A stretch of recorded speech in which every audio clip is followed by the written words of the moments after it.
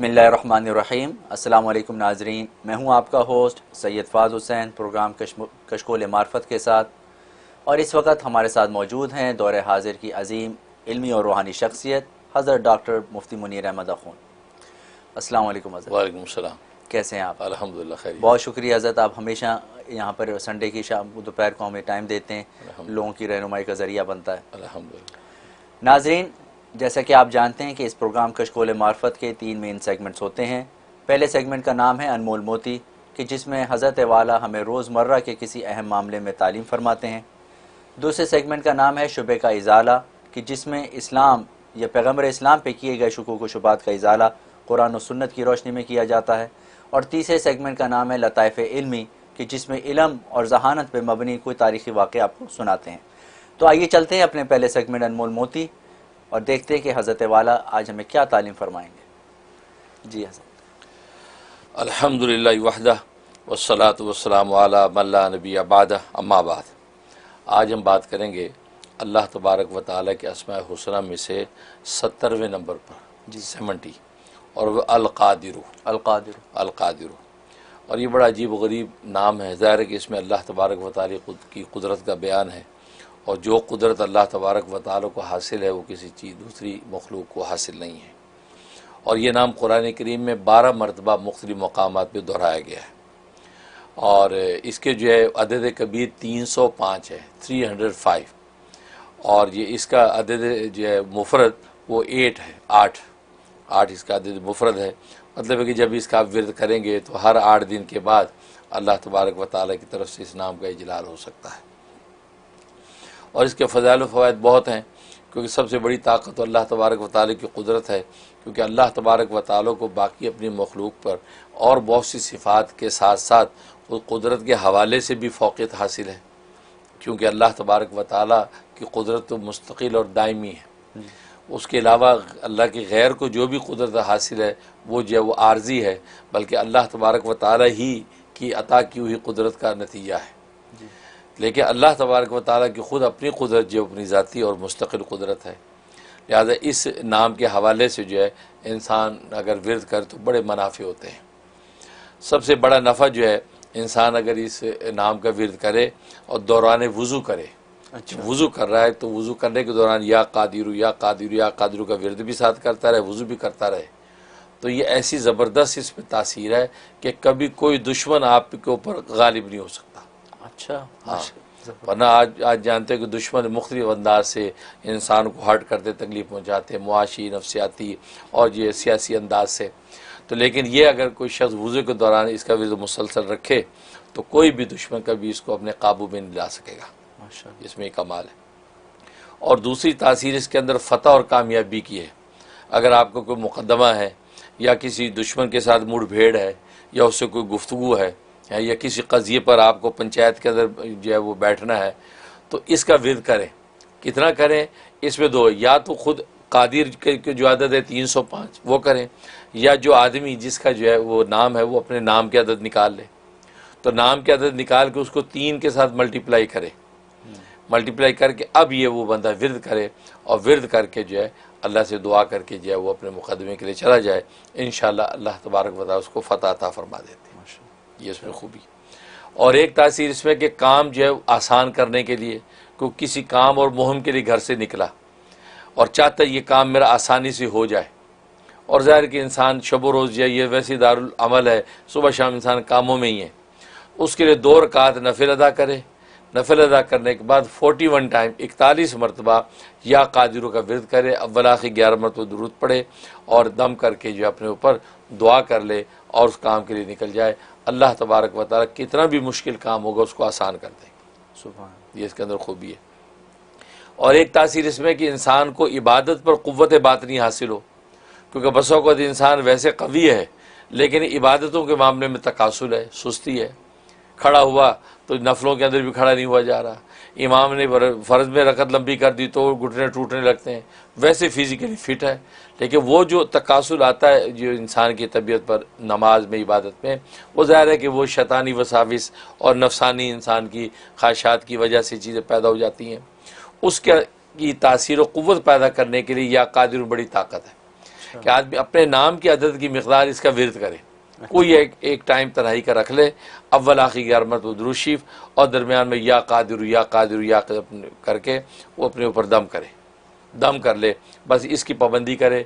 इसको बातनी ऐसी क़ुव्वत हासिल होगी कि इबादत के अंदर जो है पूरी मुस्तैद होकर जो इबादत करेगा। ख़ास तौर ज़िक्र अज़कार वगैरह में बहुत से लोगों को तकासुल होता है, नींद आ जाती है और कमर टूटने लगती है कि यार नहीं बस पढ़ा नहीं जा रहा, सो जाओ। लेकिन वैसे अगर सोशल मीडिया खोल के बैठा तो बिल्कुल अलर्ट हो जाएगा, कोई फ़ोन आ गया अलर्ट हो। लेकिन वो जब अल्लाह के रसूल की इबादत का मामला आ गया तो उस सूरत में यही सूरत हाल पैदा हो जाती है। कोई सुन्नत की इत्तिबा, नबी पाक सल्लल्लाहु अलैहि वसल्लम की कोई दुआएं पढ़नी है, पढ़ने के अंदर तकासुल हो गया। तो इसलिए अल्लाह की इबादत के लिए इसमें बड़ी तासीर ताकत की है। तो उस वक्त इंसान ये पढ़ के अपने ऊपर दम करे तो इसमें बातनी क़ुव्वत हासिल हो जाती है, इसमें तासीर। और एक ये है कि इंसान कोई बीमार है, उस बीमार के ऊपर दम करना है, दम करना है। तो उसमें यह है कि या कादिर को उसके पास बैठ के विरद करे और अपने या कादिर के नाम को अपने ऊपर उसका इजलाल कर ले। अच्छा, यानी गोया कि अल्लाह उसका इजलाल और अनवारात या कादिर को मेरे ऊपर जो है वो निछावर हो रहे हैं और उसका विरद करे। जो मरीज़ है उस मरीज़ के नाम की अदद निकाल ले कि उसके नाम की अदद मतलब 212 है, ठीक। अगर नाम के अदद निकालने नहीं आते तो ख़ुद या कादिर के अपने अदद जो है वो मैंने बताया 305 हैं। तो 305 टाइम जो है ना वो बैठ के तवज्जो के साथ मरीज़ के पास बैठ के आंखें बंद करके ये या कादिर को विरद करे और वो सोचे कि वो एक अनवारात जो है कि शक्ल में इस नाम का इजलाल मेरे ऊपर हो रहा है। उसके बाद जो सर उठा के मरीज़ को बर्दम कर दे, 3 ज़ोर ज़ोर से फूंके मार दे, ये दोनों कानों में एक एक फूंक, एक उसके चेहरे पे, 3 फूंके ज़ोर से उसके मार दे। ये पाबंदी से 11 दिन कर ले। अच्छा, इंशाल्लाह अजीब तासीर है कि अल्लाह तबारक व तआला उसको शिफा अता फरमा दे। अच्छा, माशाल्लाह, उसका मर्ज़ टूट जाएगा और तशख़ीस सही हो जाएगी और इंशाल्लाह वो शिफा याब हो जाएगा। माशाल्लाह, ये इसके अंदर खूबी पाई जाती है कादिर में। तो इस तरीके से और एक तासीर इसके अंदर ये है कि अगर ये नाम जो है कागज़ पे लिख के अपनी जेब में डाल के रखें, किसी मुहिम पे जा रहा है, सफ़र पे जा रहा है और चाहता यह है कि वो किसी जगह पर भी कोई टेंशन परेशानी ना हो और हर चीज़ मेरे काबू में रहे, जैसे कहते हैं under control, everything under control रहे, है ना। होता ना बाद में एयरपोर्ट पे पहुंचे, पता चला इतनी लंबी लाइन लगी हुई है जनाब, बोर्डिंग पास ही नहीं हुआ आपका। वो पता चला अगली फ्लाइट उसे सब्जी लेने के मार्केट गए, पता चला जी वो जो लेनी थी वो सब्जी ख़त्म हो गई।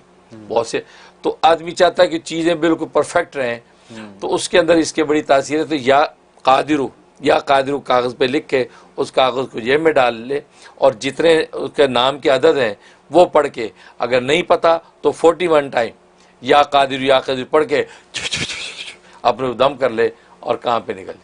अच्छा, काम ना हो तो फिर बताए अच्छा, कि काम नहीं हुआ, हम कहेंगे ठीक है नहीं हुआ चलिए फिर सही, दोबारा कर लो दोबारा करो, अब क्या करें। तो कहने का मकसद है ये इसमें बड़ी ताकत है। तो ये कादिर है, तो इसलिए जो इस की तासीर और जो अनवारात हैं तो खुसूसी बंदे को हासिल होते हैं, लिहाजा ये नाम जो है बहुत बाबरकत है। माशाअल्लाह। और फिर उसमें फिर कि ख्वाब में अगर हाँ, ख्वाब में अगर ये कादिर लिखा देखा या ये उसको सुना, इसका मतलब है अल्लाह तबारक व तआला जो है इसके कामों को आसान कर देंगे और एक ऐसा यानी हुकूमत वक़्त या हुकाम बाला की तरफ से इसको एक ऐसी क़ुव्वत दे देंगे कि जिसकी वजह से इसके काम जो है वो रुकेंगे नहीं और अपनी मंजिल पे पहुंच जाएंगे, क्योंकि ये उसके लिए बहुत बड़ी बशारत होगा। माशाअल्लाह, माशाअल्लाह साहब, माशाअल्लाह आपने बड़े अच्छे तरीके से हमारे रोज़मर्रा के मामलात का हल बताया। लेकिन इसमें याद दहानी के लिए बंदा अगर ऐसे कर ले कि जहाँ पे बंदा दरवाजे से जाते हुए चाबियाँ टांगता है, वहाँ पे एक पाउच लगा के बहुत सारी पर्चियाँ या कादिरों की डाल ले, क्योंकि रोज़ काम से ही निकलना है। हाँ बिल्कुल। तो वो जेब में पर्ची डाली निकल गए, बिल्कुल। या इसी तरह वज़ू खाने के ऊपर या कादिर लिख दे, बिल्कुल। तो वो आपको हमेशा, अब जाएंगे तो शीशा तो देखेंगे, शीशे पे या कादिर लिखा हुआ है, वज़ू के टाइम आपने पढ़ना ही है। बिल्कुल। तो ऐसे याद दहानी के लिए बिल्कुल कोई भी हिला कर सकता है अपने, हाँ बिल्कुल कोई भी हिला कर सकता है। बहुत माशाल्लाह, फ़ायदा होगा। बहुत शुक्रिया हज़रत। अल्हम्दुलिल्लाह। तो नाजरीन, ये थे या कादिर के फ़ायदे और इसके असरार और रुमूज़। अल्लाह ताला जो है, दुआ है कि अल्लाह ताला इसको हमारी ज़िंदगियों में भी इसको हम अपने अमल में लाने की तौफ़ीक़ अता फ़रमाए और इसकी बरकत से हमारे कामों को भी आसान फ़रमाए। तो आइए चलते हैं अपने कॉलर्स की तरफ और देखते हैं कि कौन खुश नसीब कॉलर हमारे साथ अभी मौजूद हैं। अस्सलाम वालेकुम। जी वालेकुम सलाम। हजरत मजनू बोल रहा हूँ इंडिया से। जी माशाल्लाह तो माशाल्लाह। दलाइल खैरात के बारे में पूछना है कि उसमें रोजाना के एतबार से यूट्यूब में मौजूद है, उसकी दुआएं हैं, दरूद शरीफ वगैरह। तो हजरत ये रोजाना वाला अगर पढ़ा जाए या सुना जाए, आमीन आमीन कहा जाए, ये कैसा है? अगर ये मुफीद है तो इजाजत मरामना फरमाइए। दलाइल खैरात बोल के कोई किताब है हजरत। ठीक। ठीक है, बहुत अच्छा। जी माशाल्लाह माशाल्लाह। मुझे इंडिया से आप कॉल कर रहे हैं और आपने दलाइल खैरात की इजाज़त मांगी है कि दलाइल खैरात का विर्द करना चाहते हैं, रोज़ाना उसका जो है तिलावत करना चाहते हैं, तो बिल्कुल दिल से मैं इजाज़त देता हूँ कि दलाइल खैरात हमारे मशाइख़ सिलसिला की आदत शरीफ़ा थी कि आमतौर पर अपने मामूलात में उसको रखते थे और दलाइल खैरात के बड़े अनवारात और समरात हैं। तो बिल्कुल आप जो उसकी मनाजिल जो बिल्कुल तिलावत कर सकते हैं, पढ़ सकते हैं और अल्लाह तबारक व तआला से या औलिया अल्लाह के वसीले से मांग सकते हैं। तो बिल्कुल इजाज़त है और बरकत की दुआ करता हूँ। बहुत शुक्रिया सर। जी नेक्स्ट कॉलर की तरफ चलते हैं। अस्सलाम वालेकुम। वालेकुम अस्सलाम। हजरत जी और मेमून साहब, आपको बहुत बहुत सलाम। यूके से हजरत जी आपकी मुरीद बात कर रही हूँ। अल्लाह ताला आपको जज़ाए खैर दे। आपकी बातों से दिल को बड़ा इत्मीनान और सुकून मिलता है और आपके माशाल्लाह से जुम्मे का बयान कल का बहुत माशाल्लाह सुभान अल्लाह बहुत अच्छा था, बहुत अच्छा लगा सुनकर और उससे मतलब बहुत कुछ सीखने को हमको मिलता है। जज़ाकल्लाह खैर। दूसरी बात हजरत जी, मैंने अपनी बेटी के लिए पूछना था। माशाल्लाह से यूनिवर्सिटी में जाती है, 22 साल की माशाल्लाह से हो रही है। पहले पढ़ाई में वो इतनी अच्छी थी, उसको बीच में कुछ मसला भी हुआ था, आपने उसको पढ़ने के लिए बताया तो उसका हाफजा अच्छा हुआ, उसने पढ़ना अच्छा शुरू किया। लेकिन अब फार्मेसी में उसकी जैसे इंटरेस्ट कहते हैं बिल्कुल खत्म हो गया है। कहाँ वो फर्स्ट 10 में आया करती थी, बहुत अच्छा पढ़ती थी, अब बिल्कुल जिसे कहते हैं कि वो डाउन होती जा रही है, पर बिल्कुल जिसे कहते हैं ना इंटरेस्ट खत्म हो गया। तो प्लीज आप उसके लिए कुछ पढ़ने के लिए बताइए कि अल्लाह ताला उसका शौक उसका हो और वो अच्छा जो भी करे, अच्छा अल्लाह ताला उसको उसमें कामयाबी अता करे। जज़ाकल्लाह। ठीक है, बहुत अच्छा। ये माशाल्लाह सबसे पहले आपकी मोहब्बत का शुक्रिया, आपने जो है हमारे जुमे के खुतबे को अप्रिशिएट किया। और कोशिश मेरी यही होती है कि जो भी अपने बयानात हैं, जो भी अपनी तक़रीरात हैं, अच्छे मज़ामीन आप लोगों के लेके आएँ, वक्त की ज़रूरत हो उसमें आप लोगों को नफ़ा पहुँचे, नस्लों को आगे जो है अच्छे खतूत मिलें जो है ज़िंदगी गुजारने के लिए। तो आप ज़रा कदर करते हैं तो और हमें जो मसरत होती है, अल्लाह तबारक व तआला उनको हमारे लिए सदका जारिया बनाए। और बाकी बेटी के हवाले से आपने जो सवाल किया है उसके लिए नोट कर लें, सूरत आले इमरान आयत नंबर 36, सूरत आले इमरान आयत नंबर 36, ये रोज़ाना आपने 41 टाइम पढ़नी है। 41 टाइम पढ़ के किसी खाने पीने की चीज़ पे जो वो बच्ची खाती हो शौक़ से, उसके ऊपर दम कर दें। अगर ये चॉकलेट वगैरह टॉफ़ी कैंडीज़ वगैरह खाती है उसके ऊपर दम कर दें। अगर घर का खाना पीना है या जो कोई ऐसी चीज़ उसकी दिलचस्पी का बायस है उसके ऊपर दम करके दे दें। अगर बिलफल खाने पीने पे दम करके देना मुमकिन नहीं तो पानी पे दम करके पानी उसके कमरे के चारों कोनों पे 3-3 छींटे मारें और जो कपड़े उसके टंगे में हैं क्लॉजेट वगैरह में उस पर छींटे मार दें। क्योंकि ये जो बाज़ दफ़ा जो है नज़र की वजह से ऐसा हो जाता है, बाज़ ये कि इन्वायरमेंट जो है उस कॉलेज का यूनिवर्सिटी को ऐसा होगा कि उस वजह से ऐसी बददिली पैदा हो जाती है। तो ये अमल शुरू कर दें, 41 डेज़ की नीयत से शुरू करें। इंशाअल्लाह उसका दिल जो है पढ़ने पढ़ाने की तरफ लगेगा और इंशाअल्लाह वो कामयाब होगी। मैं भी दिल से दुआ करता हूँ। बहुत शुक्रिया। इंशाअल्लाह नेक्स्ट कॉलर की तरफ चलते हैं। अस्सलाम वालेकुम। वालेकुम जी, मैं साइमा बात कर रही हूँ कराची से। अल्लाह हजरत जी को सेहत तंदुरुस्ती दे, हासिलों के हसद से बचाएं। हजरत जी मेरा मसला ये कि मेरा बेटा जो है माशाल्लाह 2 साल का है। पहले जब वो 1 साल का था तो काफी बातें कर लेता था, मम्मा पापा जैसे छोटे छोटे वर्ड बोल लेता था। अब 2 साल का हो गया, बातें बिल्कुल भूल गया, मम्मा पापा भी नहीं बोलता है। तो प्लीज रहनुमाई फरमाए कि वो बातें करने लगे। ठीक है, बहुत अच्छा। इंशाअल्लाह बहुत अच्छा। ये माशाल्लाह माशाल्लाह। आप सायमा आप जो पाकिस्तान से कॉल कर रही हैं और मैं हमेशा कहता हूँ हमारे वतन अजीज़ पाकिस्तान से कॉल आती तो हमारी दोहरी खुशी होती है। ज़ाहिर है कि पाकिस्तान से हमने ये इल्म मार्फत के मोती जो है अपने बुज़ुर्गों की जूतियों के सदक़े हासिल किए हैं और यहाँ ला के हम बाँट रहे हैं। अल्लाह ताला अला मिनहाजुस सुन्ना उसको बाँटने की तौफ़ीक़ अता फ़रमाए, लग़ज़ियों कोताहियों से जो है वो अल्लाह तबारक व तआला महफूज रखे। अगर कोई गलती और ख़ता हो उस पर अल्लाह हमें मुत्तली भी कर दे ताकि उससे हम रुजू कर सकें। और बाकी आपकी मोहब्बत अल्लाह ताला कायम रखे। बाकी आपने जो सवाल किया है तो उसके हवाले से नोट कर लें, इंशाअल्लाह जो फ़ायदा होगा। क्योंकि बच्चा जो है आप कह रही कि पहले बोलता था अब बोलना बंद हो गया है, उसके लिए 2 अमल करें।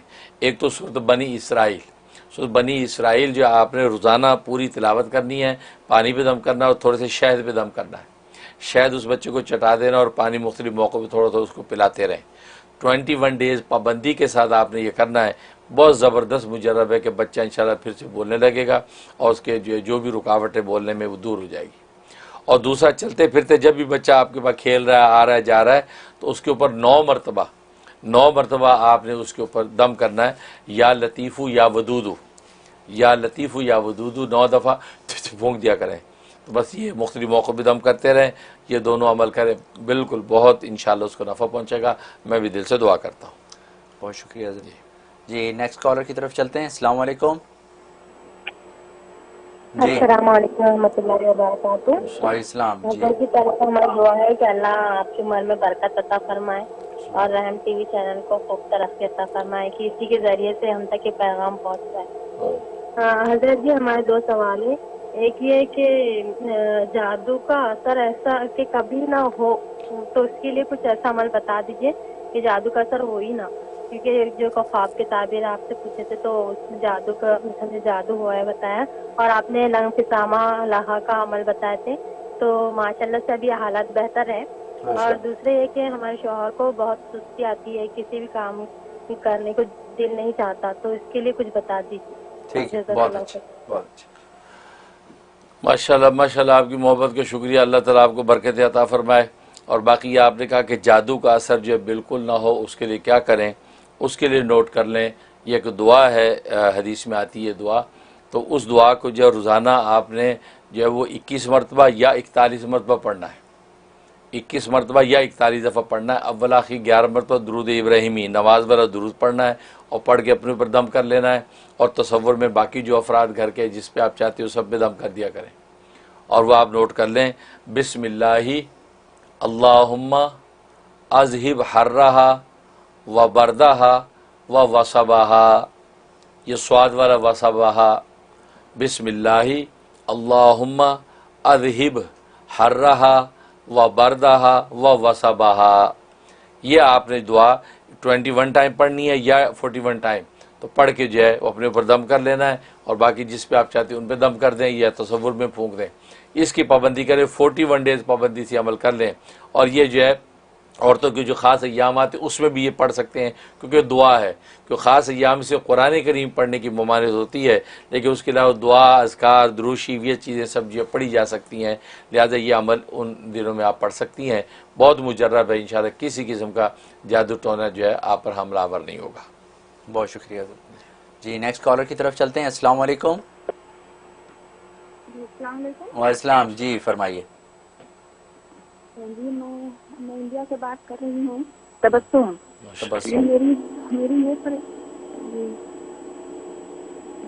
मेरी ये परेशानी थी कि मेरी सर्जरी हुई है, रमज़ान में सर्जरी हुई किडनी की, उसमें थोड़ा सा कैंसर के आसार थे। और अभी जो है हमारे माहवारी में, जैसे हमारे यूट्रस में सिस्ट हो गया है, फेब्राइड, तो उससे हमारी माहवारी में दिक्कत होती है, उसमें ज़्यादा ब्लड आ रहा है। दवा तो कर रहे हैं लेकिन उससे फ़ायदा नज़र नहीं आ रहा है, इसलिए आपसे तो दरख्वास्त है थोड़ा कुछ दुआ बता देते और अपने दुआ पढ़ने के लिए, और आप भी दुआ कर देते तो ठीक है, बहुत अच्छा, इंशाल्लाह दुआ कर देंगे जी। माशाल्लाह, इंडिया से आप कॉल कर रही हैं। अल्लाह तबारक व तआला आपकी मोहब्बतों को कबूल मंजूर फरमाए। हमारे प्रोग्राम के आप लोग व्यूवर हैं तो उसका भी बेहतरीन बदला आपको अता करें और हमारे रहम टीवी से आपको पूरा नफ़ा पहुँचे। बाकी आपने अपनी बीमारी का जिक्र किया तो उस हवाले से नोट कर लें, इंशाअल्लाह अल्लाह की रहमत से आपको शिफा कुल्ली होगी। और उसको वो ये है कि सूरत बनी इसराइल, बनी इसराइल की आयत नंबर 80 नंबर जो आयत है, ये आपने जो है रोज़ाना 101 दफ़ा पढ़नी है। 101 दफ़ा ईशा के बाद पढ़ ले तो बहुत अच्छा, वरना किसी वक्त भी पढ़े।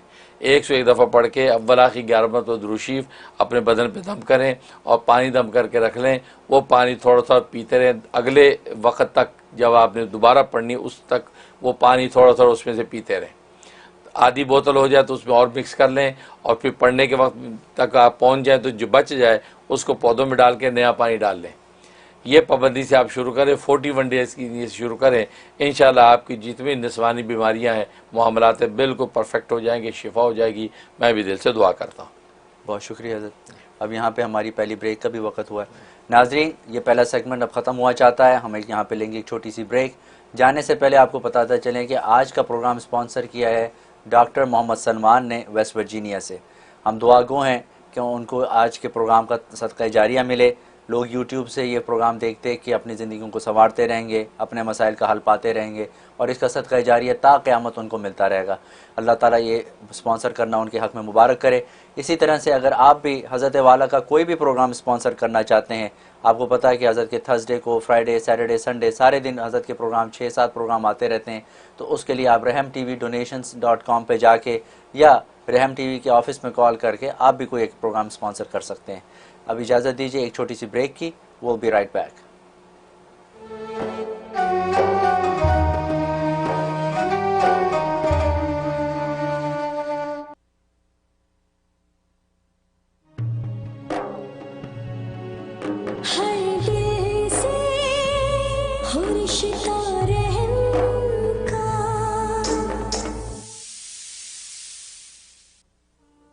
Bismillahirrahmanirrahim. Reciting Quran with proper pronunciation is obligatory for every Muslim. We are providing a very good opportunity to all level of students, male and female, to enroll in an easy online weekend Quran course. So register now for one-on-one sessions with our experienced teachers at kashmirislam.com. Coins medical care doctor Nahid Sultana की जेर निगरानी female health professionals और competent lady doctors पर मुश्तमिल एक ही location पर कायम मुकम्मल family medical care centre. Women health care, gynaecological exams, paediatrics, adult physicals, echocardiogram, EKG testing, children vaccination और अब एयर ट्रेवलर्स के लिए कोविड-19 PCR टेस्ट की सहूलत। Rapid lab results in 72 hours only. Coins medical care, Jamaica phone 718-206-2222। Some people think Allstate only protects your car. Here's the truth. Allstate can also protect your home or apartment, as well as your boat, motorcycle, RV, and snowmobile, and even your retirement and your life. Not many insurance companies can say that, but Allstate can. For more details, please call Parvez Mahmood 516-759-5850 or email parvezmahmood@allstate.com.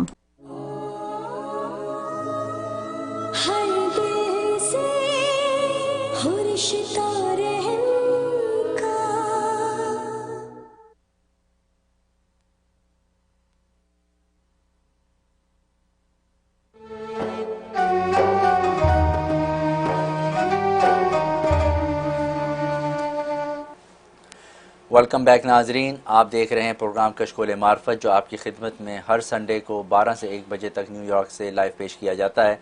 अब वक्त हुआ है हमारे दूसरे segment शुबे का इजाले का। हज़रत, ये सेगमेंट इंतहाई दिलचस्प होता है, इंतहाई मौसर और मकबूल होता जा रहा है कि जिस तरह से आप मसाइल को टैकल करते हैं और उसका जवाब मुँह तोड़ जवाब मैं कहूँगा देते हैं, तो इससे बड़े लोगों को फ़ायदा होता है। आज का शुबा भी बड़ा इंटरेस्टिंग है और हमारे वतन अज़ीज़ पाकिस्तान से मोहम्मद फ़याज़ साहब ने बहावल नगर से ये सवाल भेजा है और सवाल बड़ा अजीब व गरीब है। अस्सलाम वालेकुम वरहमतुल्लाह। हज़रत जी, हमारे यहाँ एक हिंदू पंडित का अज़ान पर एतराज़ है कि माइक स्पीकर से अज़ान देने की वजह से मरीज़ों को हस्पतालों में तकलीफ़ होती है और अगर आप मुसलमान हज़रत मोहम्मद सल्लल्लाहु अलैहि वसल्लम को मानते हो और इन पर अपनी जान निछावर करते हो तो इनके ज़माने को भी मानो। इनके ज़माने तो ना माइक था ना स्पीकर, तो फिर माइक का इस्तेमाल क्यों करते हो? अच्छा, तो ये इन्होंने अच्छा बड़ा नुक्ता उठाया भाई। कि आप अल्लाह के नबी को मानते हो तो उनका ज़माना भी मान लो। ज़माने मान, बहुत खूब, अच्छा सवाल उठाया भाई। बिल्कुल बिल्कुल सही, बड़ी अच्छी बात की उन्होंने पंडित साहब ने कि अगर हमारा जो है इस्लाम नीरा मज़हब होता तो यकीनन हम भी यही सोचते जो आप सोच रहे हैं। बिल्कुल नीरा मज़हब होता हमारा इस्लाम तो हम भी यही करते और हम यही कहते कि भाई वो उनके ज़माने को भी मानो। उनके ज़माने में माइक नहीं था, अब हमारे यहाँ भी माइक नहीं होगा। हाँ। जैसे जो आपने अपने वो ईश्वर को या जो है अशोका को बड़ा बना रखा है, उनके ज़माने में लंगोटा चल रहा था, लंगोटा आज तक चल रहा है। हाँ। क्योंकि तुम नीरे मज़हब हो ना। बिल्कुल। लेकिन इस्लाम नीरा मज़हब नहीं, इस्लाम दीन भी है। दीन भी है, इस्लाम दीन भी है। इसलिए कुरान ने कहा इन्ना दीन इंदल्लाह इस्लाम। और दीन की डेफिनेशन क्या है कि तामीर ज़ाहिर वल बातिन, जो ज़ाहिर और बातिन की तामीर करता है, ज़ाहिर और बातिन की तरबियत करता है। दुनिया और आखिरत की तरबियत करता है, उसको दीन कहते हैं। मजहब तो एक जगह बिल्कुल जम के बैठ जाता है? अब वो आपका हिंदू मजहब है, ईसाइयत मजहब है, यहूदियत मजहब है, तो नीरा मजहब है, वो दीन नहीं है, वे ऑफ लाइफ नहीं है। लिहाजा ज़माने के तमद्दुन के साथ साथ उनके पास कोई रहनुमाइयाँ नहीं है, वो अपने उस मजहब की दक़ नूसियत पे अड़े हुए हैं, आगे चल ही नहीं पाते हो। है नतीजा क्या होता है? वो इसलिए वो सारे मज़ाहिब मुर्दा हैं, यहूदियत, ईसाइयत, हिंदू मत, ज़रतश्त, ये मज़ाहिब मुर्दा हो चुके हैं, इनके चश्मे खुश्क हो चुके हैं। अब मौजूदा तहजीब तमद्दुन के ज़माने में उनके पास कोई रहनुमाइयाँ नहीं। लेकिन इस्लाम चूँकि आखिरी वो दीन था, इसे अल्लाह तबारक व तआला ने इसको बाकायदा दीन बनाकर भेजा। यह हर ज़माने में ज़िंदा रहेगा, इसका चश्मा हमेशा ताज़ा रहेगा, और ज़माने के तमद्दुन के साथ साथ ये जो है आपको जो है रहनुमाई करता रहेगा। कि अब मैं जैसे बताता हूँ हमेशा कि इस इस्लाम का रंग पानी जैसा है कि जिस रंग के प्याले में डालोगे वैसा नजर आएगा, है रेड में डालोगे रेड नजर आएगा, ग्रीन में डालोगे ग्रीन नजर आएगा, हालांकि खुद एक्चुअल उसका पानी नहीं, पानी का रंग चेंज नहीं हुआ, नजर आपको वैसा आ रहा है। तो इस्लाम जो है तहजीब व तमद्दुन के साथ उसी तरह मॉडर्नाइज होता जाता है। अमेरिका में आके अमेरिकन लगता है, कि चक देहात में जाके बिल्कुल देहाती हो जाता है। तो यही इस्लाम का कमाल है, क्योंकि इस्लाम नीरा मजहब नहीं। अगर नीरा मजहब होता तो हम आपके एतराज़ को मानते और हम भी इसी डायरेक्शन पे सोचते जिस पे आप हमें कह रहे हैं। लेकिन ये दीन है, तहजीब तमद्दुन, और दीन का कमाल ही होता है असल में तो उस नबी ही से हिदायत लेता है, यानी नबी ही की कौल फेल से इस्तिंबात करके नई खतूत तय करता है। अब लाउड स्पीकर आया, अब लाउड स्पीकर के नई इजाद नबी के ज़माने में नहीं है। अब इस्लाम का ये कमाल है कि वो नबी के ज़माने को, नबी के अक़वाल को, उनके अफ़ाल को, उनकी तकरीरात ही को देखता है, उसी में से अखज़ करता है कि नबी का मंशा क्या है, तो फिर लाउड स्पीकर के जवाज़ का रास्ता निकालता है। क्यों? इसलिए कि अब अज़ान का मामला था, अब देखा कि अज़ान के हवाले से नबी की हमारी कोई हिदायत हैं, तो हमें मिलता है कि ओह रसूलुल्लाह सल्लल्लाहु अलैहि वसल्लम ने अमरा बिलाल कि बिलाल अन्ना रसूलुल्लाह सल्लल्लाहु अलैहि वसल्लम अमरा बिलालन कि नबी पाक सल्लल्लाहु अलैहि वसल्लम बिलाल को हुक्म दिया कि तुम अपनी उंगलियों को कानों के अंदर यूं डाल लो, डाल के अजान दो। क्यों? फिर इन्नहु अरफु लिसौती, इससे क्या तुम्हारी आवाज़ ऊंची हो जाएगी। तो एक ऐसी खारजी तदबीर नबी ने बता दी कि कानों में उंगलियां डाल के जब करोगे तो आवाज़ ऊंची हो जाएगी। तुम्हारा कि नबी का मंशा पता लग गया कि अजान के अंदर आवाज़ को ऊंचा करना मतलूब है। माशाअल्लाह। उसके लिए खारजी तदबीर बताई कि ये करो। अब वही तदबीर जो है जो ऊंची करने की आज तहजीब व तमद्दुन और साइंस टेक्नोलॉजी की तरक्की के नतीजे में लाउड स्पीकर की शक्ल में आई, तो इस्लाम कहेगा अडाप्ट कर लो, क्योंकि नबी का यही मंशा है। सुभान अल्लाह। बिल्कुल, इसको कहते हैं जिंदा दीन, ये जिंदा मजहब कि उससे फौरन नबी हिदायत नबी से लिए, वहां से हटे नहीं, वहीं से लिए। वो अरफुल सौतिक, अच्छा इससे अच्छा क्या है, आदमी नॉर्मल बोले पूरे महल्ले के अंदर आवाज जाए। तो लिहाजा लाउड स्पीकर को इस्लामी के दायरे के अंदर नबी की सुन्नत के साए में इस्लाम ने कहा ठीक है भी यूज करो, लिहाजा उसको इस्तेमाल करते हैं और हम उसको अजान देते हैं। इसलिए तो हमारे दलाइल शरीयत चार हैं, किताबुल्लाह, सुन्नत रसूलुल्लाह, और उसके बाद जो इजमा और क़ियास। इजमा और क़ियास तो नबी की सुन्नत के बाद इजमा भी है कि इज्तिमाई तौर पर उम्मत किसको लेके चल रही है, क्योंकि तहजीब व तमद्दुन की तरक्की के नतीजे में ज़रूरियात जब बढ़ेंगी तो सवालात भी उठेंगे कि यार ये इस्तेमाल कर सकते हैं, वो नहीं कर सकते हैं। वरना कल को आप ये भी हमें कह सकते हैं कि नबी के ज़माने में तो कार मोटर नहीं थी, आप कार मोटर क्यों चला रहे हैं। तो पंडित जी को पहले तो कार मोटर पर एतराज़ होना चाहिए। रेलगाड़ी थी, आप रेलगाड़ी पर सफ़र क्यों कर रहे हैं। तुम्हारे नबी तो जहाज पे सफर नहीं किया, आप लोग जहाज पे सफर क्यों कर रहे हैं। तो फिर तो आप जो है हर जगह हमें जो रोकने की कोशिश करेंगे। लेकिन आप खुद हमें इस बात का सबक दे रहे हैं, लेकिन आपके जो बड़े हैं जो इनको आप जो है वो अशोका जो वगैरह जो ईश्वर जो बड़ों को मानते हैं, उनके ज़मानों में मोटर कारें नहीं थी, गधों खच्चरों पे सफर किए, आप क्यों मोटर कारों पे बैठे हैं। बिल्कुल आप क्यों जो हवाई जहाज़ों पे सफर करते हैं, तो आप भी फिर वही करें जो उनके ज़माने में था। ठीक है ना।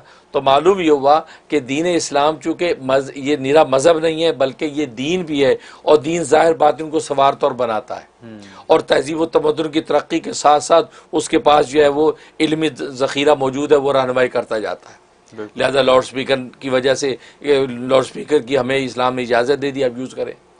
अब रहा अगला सवाल कि आपने ये रीज़न बना दिया कि मरीज़ों को तकलीफ़ होती है आपकी अजान से। या ये सोने वालों को तकलीफ होती है, तो तकलीफ देने की इस्लाम ने इजाज़त नहीं दी कि अगर वो मुअज्जिन की अजान से और साथ हॉस्पिटल है और हॉस्पिटल में मरीजों को तकलीफ होती है, तो इस्लाम क्या करने भाई, अपनी आवाज़ को आहिस्ता करो, हैं, अपने लो करो भाई, बाहर का स्पीकर ना चलाओ, अंदर का चलाओ, तो वो हिदायत इस्लाम देगा।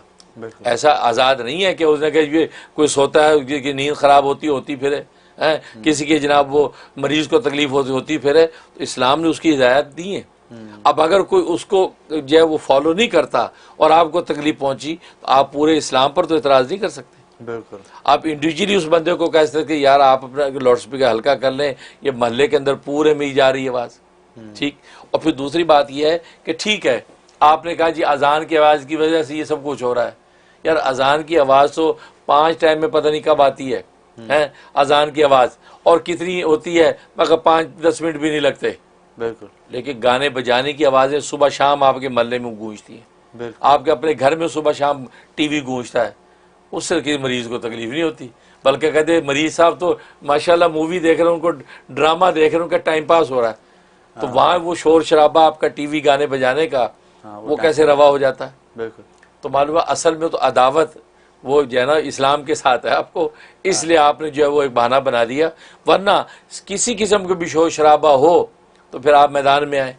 होली दिवाली के ऊपर जो तूफान बदतमीजी मिचता है, हैं, कितने बेचारे मरीज तबर्रुक के चक्कर में शरीक हो जाते हैं, जो उनका मुंह काला होता है बेचारों का। अब तो सोशल मीडिया है, उसमें तमाशे देखें, और बेचारे मरीज से चला नहीं जा रहा, और दूसरा सोचते हैं कि जैसे फनी हो रहा है, वो उसका कोई लाल मुंह कर दिया, किसी ने काला मुंह कर दिया, किसी को पलटा के गिरा दिया, वो बीमार बेचारा, वो इस चक्कर में आते चलो मैं शरीक हो जाऊं, शायद आखिरत के अंदर ही कोई काम बन जाए। तो मतलब आप कौन सा मरीजों का ख्याल करते हैं? आप होली दिवाली के अंदर जो तूफान बदतमीज बिछाया होता है। तो मालूम ये हुआ कि बाकी इस्लाम ने पाबंदियाँ ज़रूर लगा रखी हैं कि आवाज़ आप इतनी रखें। इस्लाम ने यहाँ तक कहा है कि मस्जिद के अंदर जो है जिक्र करने वाला, तिलावत करने वाला भी आवाज़ अपनी देख के रखे कि पीछे कोई नमाजी नमाज तो नहीं पढ़ रहा, कोई मसबूक तो नहीं है कि जो नमाज उसकी रहेगी रकाते हैं तो उसकी नमाज में खलल आए, तो उनको कहा तिलावत हल्की कर लो भाई, न जब आप अपनी जो आवाज़ जो है वो जिक्र की हल्की कर लो। तो इस्लाम ने पूरी गाइडलाइन दी है। अब अगर कोई पर्सन उस पर अमल नहीं करता और आपको तकलीफ पहुंच रही है, तो आप इस्लाम पे इतराज़ नहीं कर सकते। आप फिर ये नहीं कह सकते कि लाउड स्पीकर ही नजायज़ हराम हो गया, बिल्कुल ठीक है ना। इसलिए जो है तो बाकी वो अपनी जगह दुरुस्त है कि इस्लाम ने रहनुमाई हर चीज़ की दी है, और लाउड स्पीकर के ज़रिए और इसी तरह जदीद साइंस की जितनी तरक्यात हैं, दीन इस्लाम उसको जो है टैली करता चला जाता है, और हराम की जो कसौटी है उस पर कस के वो इस्तेमाल करते हुए, और ये फ़ुक़हा इस्लाम का कमाल है कि इस्तेमाल कर करके हर चीज़ का हल आपके सामने पेश करते हैं। माशाल्लाह, बहुत ज़बरदस्त, बहुत खूब रहनुमाई हो गई माशाल्लाह। जी नाजरीन, ये था शुबे का इजाला, और अब चलते हैं अपनी कॉलर्स की तरफ और देखते हैं कि कौन खुश नसीब कॉलर हमारे साथ मौजूद हैं। जी अस्सलाम वालेकुम। हेलो जी। जी जी जी मैं बात करूं? जी जी फरमाइए। अच्छा जी, अस्सलाम वालेकुम हजरत जी। वालेकुम सलाम जी। मौलाना फात साहब को भी मेरी तरफ से सलाम पे। वालेकुम सलाम। वालेकुम। बहुत अरसा हो गया जी आपसे बात नहीं हुई, तो बहुत ही अजीब सी दिल में एक चुभन सी रहती है, क्योंकि कई मसाइल ऐसे होते हैं जो आपसे पूछने पड़ते हैं लेकिन नहीं हो सकती बात। तो मेरा जी एक मसला है कि मेरा एक प्लाट है अटक में, उस पे किसी ने कब्जा कर लिया है, तो आधी जमीन उन्होंने अपने रख ली है, उस पे कंस्ट्रक्शन भी शुरू कर दिया। हमने स्टे ऑर्डर भी लिया हुआ है, कोर्ट में भी दो जज की 2 वकील भी किए हुए हैं, सब कुछ, लेकिन काम बनता नहीं है। बस कह देते हैं सब, लेकिन होता नहीं है। कभी उनका वकील नहीं आता, कभी उनका बंदा नहीं आता, बस। तो मैं इसके लिए चाहती थी कि आपसे कोई मशवरा करूं, मैं क्या पढ़ूं। मैं मुझे जो आता है मैं सब पढ़ती रहती हूँ, दुआ भी करती हूँ, लेकिन आपसे मेरी बस रब्ता नहीं हो सका था। ठीक है, बहुत अच्छा जी, माशाल्लाह माशाल्लाह। आप कनाडा से कॉल कर रही हैं और ग़ालिबा आप इमरान की अम्मी हैं, और आपका जो अटक के अंदर प्लाट का मसला हो गया, कब्ज़ा कर लिया किसी ने, तो उसके लिए आप नोट कर लें। इंशाअल्लाह अल्लाह तबारक व तआला की रहमत हो जाएगी। सूरत कमर की आयत नंबर 10, रब्बी अन्नी मग़लूबुन फ़ंतसिर, रब्बी अन्नी मग़लूबुन फ़ंतसिर, इस तरह आपने पढ़ना है। वहाँ तो थोड़ा सा डिफरेंट है, लेकिन आपने यूँ पढ़ना रब्बी अन्नी मग़लूबुन फ़ंतसिर।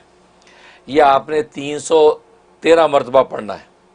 313 मरतबा पढ़ें, इसी तसव्वुर से कि जो प्लाट कब्ज़ा कर लिया दुश्मनों ने, अल्लाह उनको ज़ेर करे और ख़ज़ाना गैब से अपनी कुदरत से जो है वो हमारे हक़ में जो है फ़ैसला हो जाए। अव्वल आखिर 11 मरतबा दुरूशी पढ़ें, 313 दफ़ा पढ़ के आसमान की तरफ यानी ऊपर की तरफ 3 मरतबा फूंके मारें और हाथ उठा के अल्लाह से दुआ करें कि या अल्लाह हमें उसमें कामयाबी हो जाए। बस ये शुरू कर लें 41 डेज़ की नीयत से। दूसरा जो वज़ू करने के दौरान, जैसे आज मैंने बताया या कादिरू का विर्द वज़ू करने के दौरान करें और दुश्मनों का तसव्वुर रखें, इंशाअल्लाह अल्लाह की रहमत से जो है वो प्लाट का कब्ज़ा उनका ख़त्म हो जाएगा और आपको फ़तह नसीब होगी। मैं भी दिल से दुआ करता हूँ। बहुत शुक्रिया हज़रत। कुछ सवाल आज सोशल मीडिया की भी ले लेते हैं। ये शाकरा मसरूर कहती हैं कि हज़रत जी मुझे राइट शोल्डर से राइट एल्बो तक 3 से 4 दिन से शदीद दर्द हो रहा है और बहुत ही भारीपन है, तो पढ़ने के लिए कुछ बता दें। हाँ, उसके नोट कर लें, या वहाबू 23 टाइम आपने पढ़ना है एक सांस में। तो जो दर्द की जगह शोल्डर की उसको यूँ पकड़ के तो या वहाबू एक सांस में पढ़ना है और फिर दम करना है, पूरी दर्द के ऊपर से नीचे तक हाथ फेर लेना है। तो ये दिन रात में 7 टाइम डिफरेंट मौक़ों पे आप ये करें, इंशाल्लाह ये 11 दिन पाबंदी से कर लें तो आपका ये शोल्डर का दर्द जो ये नीचे तक जा रहा है बिल्कुल ठीक हो जाएगा। जी हज़रत, ये सवाल इंडिया से है। मुख्तार अंसारी साहब कहते हैं कि मैं जब आंख बंद करके दुआ करता हूँ या जब बेड पे सोने के लिए लेट जाता हूँ तो नींद भी नहीं आती और मुझे बिल्कुल साफ़ पानी दिखाई देता है। अच्छा, माशाल्लाह, ये तो बहुत अच्छी कैफियत है कि आप आंख बंद करें, गुनूदगी की कैफियत है या ये कि नींद नहीं है फिर भी आपको साफ़ शफाफ पानी नज़र आता है। इसका मतलब है कि अल्लाह तबारक व तआला आपके लिए कामों को आसान फरमाएंगे, ज़िंदगी आसान होगी और आपकी दीन में तरक्की नसीब होगी। इसलिए आप अपने जो है मालूम नामालूम गुनाहों से तौबा करें, 2 रकात नमाज तौबा पढ़ के अल्लाह से माफ़ी मांगें और नेकी और इबादत का ज़ौक़ पैदा करें। इंशाअल्लाह आपके लिए बहुत तरक्की का इशारा है। बहुत शुक्रिया हज़रत। एक नसरीन कुरैशी कहती हैं मुझे थायराइड के मेडिसिन से भी कोई फ़ायदा नहीं होता, तो प्लीज़ कोई वजीफ़ा बता दें। अच्छा, तो उसके लिए आज ही मैंने बताया या कादिरू जो भी मुतासरा जगह थायराइड के लिए आप उस जगह पे यूँ हाथ रख के अपने गले पे तो या कादिरू अपने नाम के अदद के मुताबिक पढ़ें। नाम के अदद अपने निकाल लें तो जितने अदद आते हैं वो, अगर नाम के अदद पता नहीं तो या कादिरू के जो अदद हैं वो 305 हैं, तो 305 मरतबा आप पढ़ें। अव्वल आखिर 11 मरतबा दुरूशी पढ़ के जो अपने गले पे सीने पे फूंक लिया करें। तो 41 डेज़ की नीयत से शुरू करें, बहुत ज़बरदस्त मुजर्रब है, इंशाअल्लाह आपका थायराइड का मसला हल हो जाएगा। बहुत शुक्रिया हज़रत। ये एहतशाम मुसद्दिक साहब फरमाते हैं कि जॉब के लिए आपने वजीफ़ा बताया था कि टीचिंग की जॉब तो मिल गई है लेकिन ज़ुबान की गिरा नहीं खुल रही और याद किया हुआ सबक भी भूल जाता हूँ, तो उसके लिए कोई खुसूसी दुआ बता दें। ये सही है, मेरी जॉब मिल गई है, जिस पर 2 रकात नमाज शुक्राना अदा करें और हस्ब तौफीक सदका दे दें। अब पता नहीं आप रहते कहाँ हैं, तो अगर ये अमेरिका यूरोप में कहीं रहते हैं तो फिर 1 दिन की तनख्वाह जो है अल मुनीर फाउंडेशन न्यूयॉर्क में भेजा करें हर महीने, क्योंकि मैं ये कहा करता हूँ क्योंकि यही हिस्सा आप अगर निकालते रहेंगे इंशाल्लाह आपकी जॉब कायम भी रहेगी और आपको बड़ी खुशहालियाँ नसीब होगी, क्योंकि हमारा इदारा जो है वह ख़ास बुज़ुर्गों की नज़र करम से जो है आलमदुल्ला दीन का काम कर रहा है। तो ये आप करें। तो उसके अलावा अगर दूसरे किसी मुल्क में, पाकिस्तान में मसलन, तो पाकिस्तान के अंदर आप 1 दिन की तनख्वाह, वहाँ हमारा मुनीरी लंगर चलता है, वहाँ जो है वो गरीबों को लंगर खिलाते हैं हम, पंजाब के अंदर कराची के अंदर, तो राशन देते हैं माशाल्लाह, तो वहाँ आपका हिस्सा पड़ जाएगा। तो वहाँ जो है वो 1 दिन की तनख्वाह आप वहाँ जो है वो मुनीर लंगर में डालें और व्हाट्सएप पे आप मुझसे वहाँ का अकाउंट नंबर ले लें तो इंशाल्लाह आपको हम प्रोवाइड कर देंगे। तो अब रहा ये सवाल कि ज़बान की गिरा आपकी नहीं खुल रही और आप कुछ चीज़ें याद नहीं रहती और टीचिंग कर रहे हैं तो प्रॉब्लम हो रहा है, उसके लिए नोट कर लें रब्बी ज़िदनी इल्मा। ये जो मशहूर दुआ है रब्बी ज़िदनी इल्मा, ये आपने 101 दफ़ा पढ़नी है। अव्वल आखिर 11 मरतबा दुरूद शरीफ, ये 101 दफ़ा रब्बी ज़िदनी इल्मा का विर्द करना है। फिर मुकम्मल करने के बाद अब आपने सजदे में चला जाना है। सजदे में जाके अब आपने यही दुआ 7 मरतबा दोहरानी है, रब्बी ज़िदनी इल्मा, रब्बी ज़िदनी इल्मा, 7 मरतबा दोहरा के अब आपने अल्लाह से दुआ मांगना शुरू कर देनी कि अल्लाह मेरी ज़बान की गिरा खोल दे, इल्म व मार्फत मेरे जो है क़ल्ब पे उतार और मेरी जो है वो याददाश्त और हाफ़ज़े को मजबूत कर दे। जो आप मांगना चाहते मांगें और उसके बाद सर उठा के हाथ जो अपने चेहरे पर मल लें। ये आप जो पाबंदी से 41 डेज़ की नीचे शुरू कर लें, बहुत ज़बरदस्त तासीर है, ज़बान की गिरा खोलेगी और सीना इल्म व मार्फत के लिए मंजूर हो जाएगा और इंशाल्लाह खुशहालियाँ नसीब होंगी। बहुत शुक्रिया जी। नेक्स्ट कॉलर की तरफ अब चलते हैं कि हमारे साथ कॉल पर कौन लोग मौजूद हैं। जी अस्सलाम वालेकुम। अस्सलाम वालेकुम। अस्सलाम जी। मुफ्ती साहब, पहले तो मुझे बहुत खुशी हुई आपसे बात करके। अल्लाह पाक आपको लंबी उम्र, तंदुरुस्ती, अच्छी सेहत दे, आमीन। मुफ्ती साहब, मुझे एक्चुअली अपने चाचू की ख्वाब की ताबीर पूछनी थी। उन्होंने एक हफ्ते पहले ये ख्वाब देखा था, तो मैंने सोचा कि आपसे और कौन हो सकते जो अच्छी ताबीर बता सके। जी फरमाइए, आपकी आवाज़ कट रही है। अच्छा, ये ख्वाब की ताबीर के लिए अगला प्रोग्राम है आपके मसाइल और उनका हल, उसमें आप ये पूछ लीजिएगा। तो अब इस वक्त जो है आप वजीफ़ा पूछ सकते हैं और अपना और कोई सवाल पूछ सकते हैं। तो नेक्स्ट कॉलर की तरफ चलते हैं, कौन हमारे साथ मौजूद है। अस्सलाम वालेकुम। वालेकुम अस्सलाम। मेरा मुफ्ती साहब से सवाल है कि मैंने इनसे वजीफ़ा लिया था बेटी के रिश्ते के लिए, तो वो मैंने 71 डेज पढ़ा था। उसके बाद फिर मैंने उसे ख़त्म नहीं किया। मैंने मतलब ख़त्म करने के बाद दूसरी दफ़ा मैंने फिर शुरू कर लिया था, तो वो भी तकरीबन अब 2 महीने हो रहे हैं पढ़ रही हूँ, लेकिन अभी तक कोई रिश्ता नहीं आया। जो आए भी थे 2-3, वो आगे से फिर कोई जवाब नहीं देते। एक दफ़ा बात शुरू होती है, पसंद करते हैं, उसके बाद आगे से फिर उनकी खामोशी हो जाती है। तो मेरा मुफ्ती साहब से सवाल है कि आप मुझे कोई अच्छा सा वजीफा भी बताएं और आप भी मेरी बेटी के लिए दुआ करें कि बस उसके नेक और अच्छे नसीब खुल जाए और जो जल्दी भी रिश्ता हो जाए और अच्छा भी हो और नेक भी हो और गैब से हमारी कोई मदद हो जाए।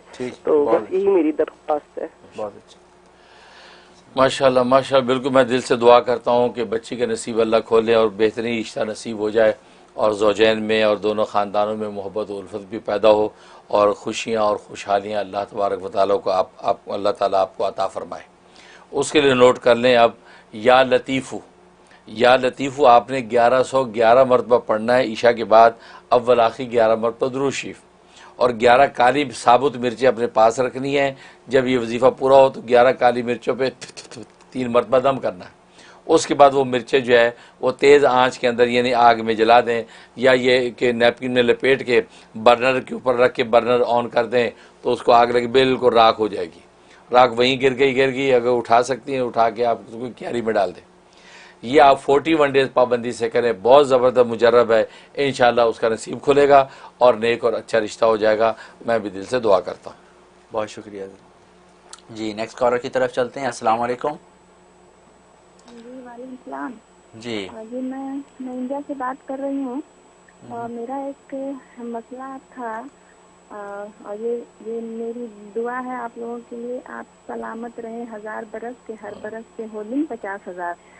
और जैसे एक मेरा मसला था कि एक ज़मीन थी, जैसे हमारे फादर इन लॉ की ज़मीन थी, लेकिन हमारे हस्बैंड ने ख़रीदा, काम उम किया, उसमें मेहनत किया, तो उनका तो इंतकाल हो गया है।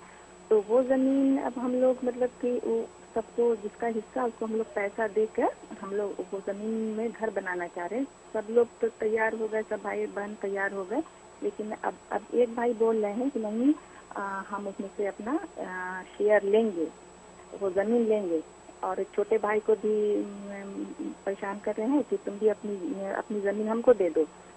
तो हम लोग बोले कोई बात नहीं है, वो दे रहे हैं तो दे रहे हैं, लेकिन उतनी ज़मीन में उनका ना कुछ होगा ना कुछ बना सकते हैं। 12 फीट ज़मीन उनकी होती है, 12 फीट, और फिर हम लोग का भी थोड़ा सा दिक्कत हो जाएगा। इसलिए चाह रहे थे कि कुछ मशवरा दें क्या करना चाहिए। सब लोग तो भाई बहन एग्री हैं कि ये तो इसके पास कभी घर नहीं है, तो भी रिटायर किए हैं हाई कोर्ट से, तो वो मतलब कि हम लोग बना लेते घर। तो उनका कहना है कि नहीं हम अपना मतलब अपना शेयर लेंगे, ज़मीन लेंगे, तो ना उनका होगा ना हम लोग का होगा। तो इसमें क्या करना चाहिए? सब लोग बोल रहे हैं वो ज़मीन का कुछ करेंगे नहीं, फिर बाद में तुम्हीं लोग को देंगे, लेकिन अब बाद में देने से कोई फ़ायदा है नहीं। तो कुछ मशवरा दे दें या कुछ कोई दुआ वैसा बता दें। बहुत अच्छा इंशाअल्लाह। बहुत अच्छा। जी जी माशाल्लाह, इंडिया से कॉल कर रही हैं। अल्लाह ताला आपकी बरकत अता फरमाए। आपने शेर इतना अच्छा पढ़ा, उस शेर के अंदर आपने इतनी खूबसूरत दुआ दी है कि अल्लाह तबारक व तआला आपकी दुआ को हमारे हक़ में कबूल व मंजूर फरमाए। और वही दुआ हम आपके लिए करते हैं, अल्लाह तबारक व तआला आपको भी खूब खूब जो है नसीब जो है रोशन फरमाए। और बाकी है कि आपने जो मसला पूछा है उस हवाले से, जहाँ तक शरई मसले का ताल्लुक़ है कि ज़मीन अगर मीरास की है और सारे वारिस अगर राज़ी नहीं है कि एक आदमी ख़रीद ले, उसको हम दे दें और पैसे ले लें, तो ज़ाहिर है कि जो वारिस कहता है मुझे अपना ज़मीन का टुकड़ा, मेरा हिस्सा मुझे दें, तो उसको शरई हक़ है, वो उसके हिस्से के लिए क्लेम कर सकता है। अगर चंद एक वर्षा ने तो इजाज़त दे दी कि ठीक है जी आप हमें पैसे दे दें, लिहाजा हमने आपको बेच दिया, लेकिन आप बता रही है एक या दो भाई जो है वो कह रहे हैं कि नहीं जी हमने तो ज़मीन ही लेनी है और आप वहाँ मकान बनाना चाहते हैं, तो बस फिर उसको यही होगा, उसका जो ज़मीन का टुकड़ा है 12 फीट हो या 20 फीट हो, वो आपको उसके को देना पड़ेगा। लिहाजा उसका तरीक़ा ही कि या तो उसको जो है उसके साथ काउंसलिंग करें, मशा करें कि भाई तुम ये एक टुकड़ा 12 फीट का लेके क्या करोगे, हमारा घर भी नहीं बनेगा और बनना तेरा भी नहीं पूरा, तो इसलिए क्या फ़ायदा, तो उसको समझाएं। अगर उस काउंसलिंग में समझ में आ गई और वो पैसे ले लेता है, हो सकता है वो इसलिए भी कर रहा हो ताकि पैसे बढ़ा के ले, ऐसा भी हो जाता है। बस औक़ात आदमी अड़ जाता है किसी बात पे, मकसद ये होता है कि सबको अगर जो है वो 10-10 लाख मिल रहे हैं तो वो चाहता है कि नहीं मुझे 15 लाख चाहिए, ऐसा भी हो सकता है, वो अपनी बार्गेनिंग कर सकता है। लेकिन ये है कि आप उसको समझाएं। अगर नहीं समझता कि नहीं मुझे ज़मीन ही चाहिए, तो फिर आपके पास कोई शरई ऑप्शन नहीं है, आपको उसका हिस्सा जो है उसका उतना प्लाटिंग का हिस्सा काट के उसी को देना पड़ेगा, बाकी हिस्से पे आप अपना मकान बनाएं या दुकान बनाएं, जो भी कर सकते हैं। इस अंदाज से ये काम हो सकता है। अब रहा कि उसका दिल नरम हो जाए, बात आपकी सुन ले, समझ जाए, उसके लिए आप नोट कर लें। उसके लिए सूरत नमल आयत नंबर 30 और 31, सूरत नमल की आयत नंबर 30 और 31 41 टाइम आपने पढ़नी है, उस भाई का तसव्वुर करके और उसके ऊपर फूंक देना है और दुआ कर लेनी है अव्वल आखिर 11 मरतबा दुरूद शरीफ। तो इंशाअल्लाह उम्मीद है कि कामयाबी हो जाएगी। बहुत शुक्रिया हज़रत। यहाँ पे हम अपने दूसरी सेगमेंट की भी ब्रेक लेंगे। तो नाज़रीन, यहाँ वक्त हुआ है हमारी दूसरे सेगमेंट के ब्रेक का, और हम एक छोटी सी ब्रेक लेके दोबारा आपकी खिदमत में तीसरे सेगमेंट के साथ हाजिर होंगे। Will be right back.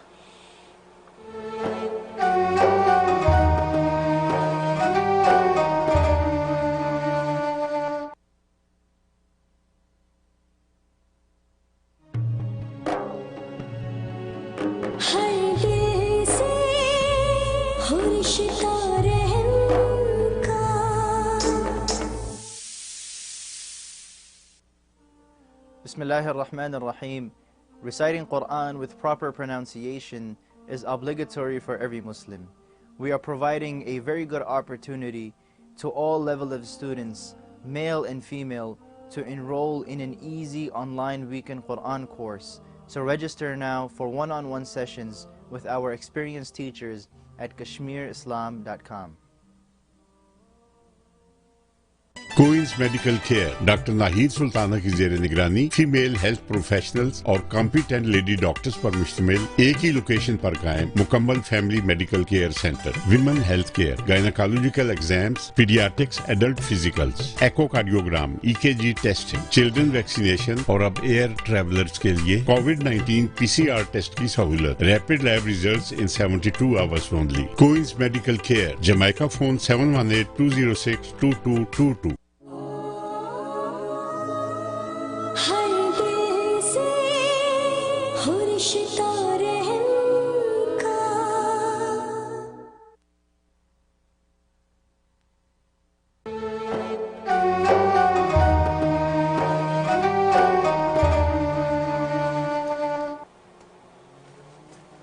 Welcome back नाजरीन, आप देख रहे हैं प्रोग्राम कशकोल मार्फत। आपकी खिदमत में लाइव पेश किया जाता है न्यूयॉर्क से एवरी संडे दोपहर 12 बजे से 1 बजे तक। और अब वक्त हुआ है हमारे तीसरे सेगमेंट लताइफ इल्मी का। तो हज़रत, ये बड़ा दिलचस्प सेगमेंट होता है और आपसे किस्सा सुनने के लिए सब बेताब हैं। जी माशाल्लाह। आज मुझे वाक़ई याद आया मसलमा इब्न अब्दुल मलिक, तो ये अपने वक्त का बड़ा जर्नल गुजरा मुसलमानों का और मुजाहिदीन इस्लाम का अमीर था। उसने एक किले का मुहासरा किया, लेकिन किला फ़तह नहीं हो रहा।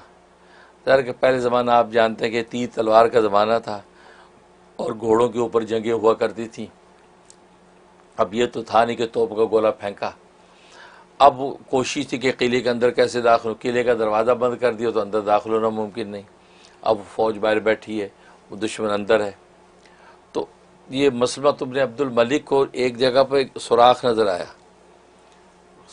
आया, तो उसने फ़ौज के अंदर ऐलान किया मुजाहिदीन में कि कोई है मुजाहिद कि जो इस सुराख से अंदर घुस जाए, अंदर घुस के दरवाज़ा खोल दे।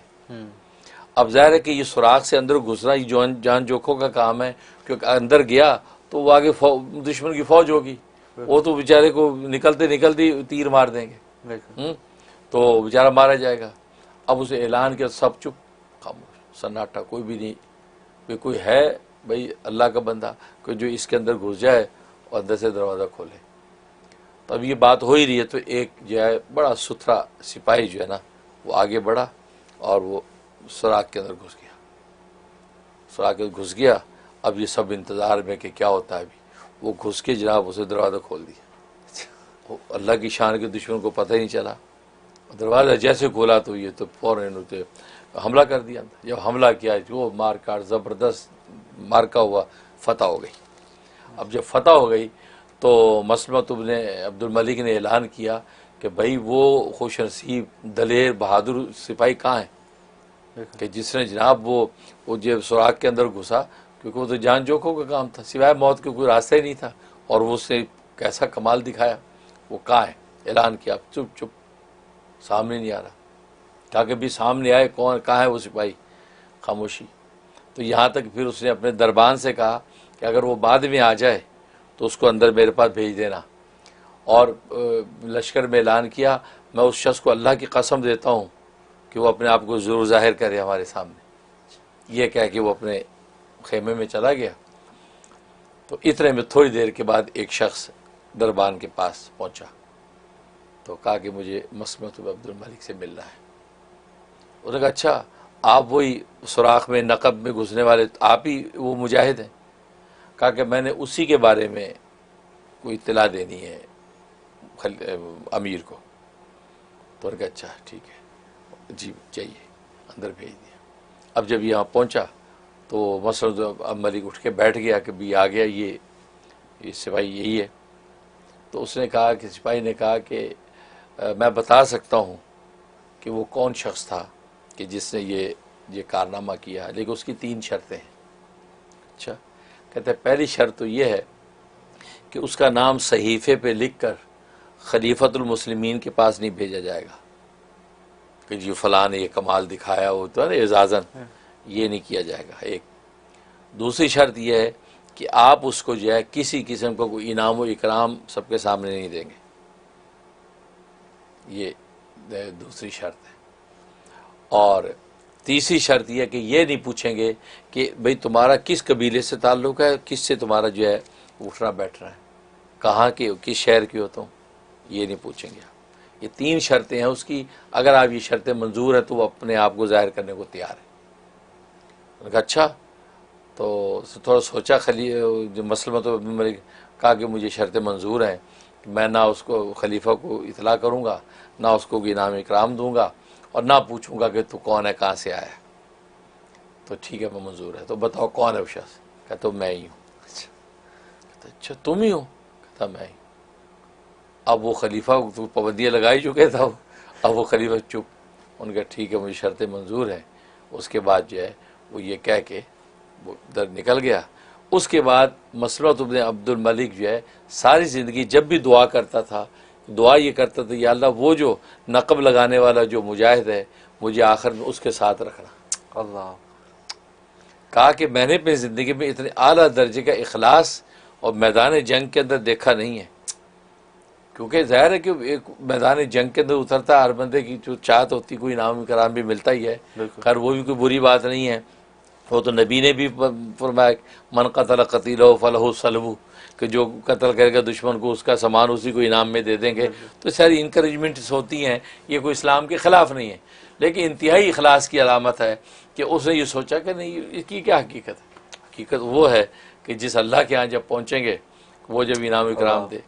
तो भाई ये हमें ऐसे मौक़ों से सबक सीखना चाहिए कि आज हम छोटा सा कोई काम करके फ़ौरन सोचते हैं कि शायद दुनिया यार उसको ये रिकग्नाइज़ करे, देखे, उसको अप्रिशिएट करे।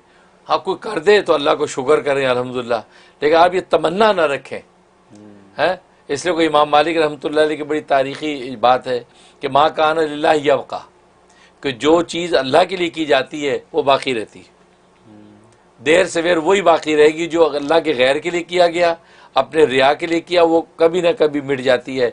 जो रज़ा के लिए किया वो बाकी रहता है। तो मतलब इस अंदाज से जो है उस मुजाहिद ने ये कमाल दिखाया। और इससे और आज हमारे अंदर इखलास ही की कमज़ोरी है। हर छोटी छोटी चीज़ में शो ऑफ की बीमारी है। किसी को खिदमत कर दी तो कोशिश होती क्या शो, और फिर ये सोशल मीडिया तो अजीब अजाब है। यानी एक बिल्ली अगर प्यास से मर रही, कुत्ता प्यासा मर रहा है ना, उसको पानी देने के पहले वीडियो बनाते हैं। यानी हैरानी होती है कि यार अल्लाह के बंदे, वो तो मर जाएगा। अगर किसी पे कोई जुल्म ढा रहा है तो बजाय इसके कि उसकी मदद करे, वो वीडियो, भाई ठीक है इन्फॉर्मेशन भी पहुंच जाएगी, लेकिन अल्लाह के बंदे उसकी मदद तो करो, इतने तो वैसे मर जाना है।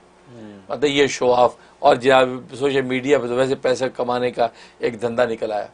इससे इखलास के खुदूद जब तक तय नहीं होंगे तो इंसान के लिए तरक्की के रास्ते मसूद हो जाते हैं। इसलिए उयूनुल अखबार के अंदर जो है इस वाक़े को उन्होंने लिखा है साहिब उयून ने, तो और बताया कि देखो इखलास की इंतहा इसको कहते हैं। सुभान अल्लाह, माशाअल्लाह, बहुत दिलचस्प, बहुत सबक आमूज़, बहुत शुक्रिया। तो नाजरीन, ये था बड़ा ही ज़बरदस्त किस्सा। अल्लाह ताला इससे हमें भी इखलास का सबक लेने की तौफीक अता फरमाए। और अब इंशाअल्लाह अपने प्रोग्राम को आगे लेके चलते हैं। कॉलर्स को देखते हैं कौन हमारे साथ मौजूद हैं। जी अस्सलाम वालेकुम। जी अस्सलाम वालेकुम, फरमाइए। जी अस्सलाम वालेकुम हज़रत जी। जी मैं रियाद से आपकी मुरीद बोल रही हूँ। हज़रत जी, आज रूह की बातों के प्रोग्राम में एक बात आपने कही थी किब्र के बारे में, कि अगर किब्र है किसी के अंदर तो वो उसको यानी मनाजिल तय करने से रोकता है। तो हज़रत जी, सबसे पहली चीज़ तो उस किब्र को कैसे पहचाने, क्योंकि ऐसे अगर नज़र दौड़ाते तो हर एक के अंदर किसी न किसी दर्जे में, मेरे खुद के अंदर भी किसी न किसी दर्जे पे एक यानी वो चीज़ आती है। तो हज़रत जी, उसका तोड़ क्या है अगर है तो? ठीक है, बहुत अच्छा, बहुत इंटरेस्टिंग सवाल है। किबर जो है वो सही बात, बड़ा अच्छा सवाल किया आपने। किबर की डेफिनेशन यह है कि हक से इनकार करना, दूसरे को हकीर समझना, यह है किबर। हक से इनकार, कि इंसान के सामने हक आ जाए और उस हक को मानने से इनकार कर देना, ये सोच के कि यार अगर मैंने मान लिया तो मेरी सुबकी होगी, लोग क्या कहेंगे, अभी तो तुम ये कह रहे थे, आप ये अभी मान नहीं रहे हैं। तो हक से इनकार, ठीक है ना। तो हक से जो है वो इनकार करना और दूसरे को हकीर समझना, यह किबर। हाँ, अपने आप को अच्छा समझना ये किबर नहीं है। अपने आप को इटसेल्फ अच्छा समझना कि मैं बड़ा अच्छा हूँ, अल्लाह ने मुझे अच्छा खूबसूरत बनाया है, मेरा पहनना ओढ़ना अच्छा है, मेरा ज़ौक़ अच्छा है, मेरा खाना पीना अच्छा, तो अपनी अच्छाई और उस पर अल्लाह का शुक्र करता है, ये किबर नहीं है, ये शुक्र है।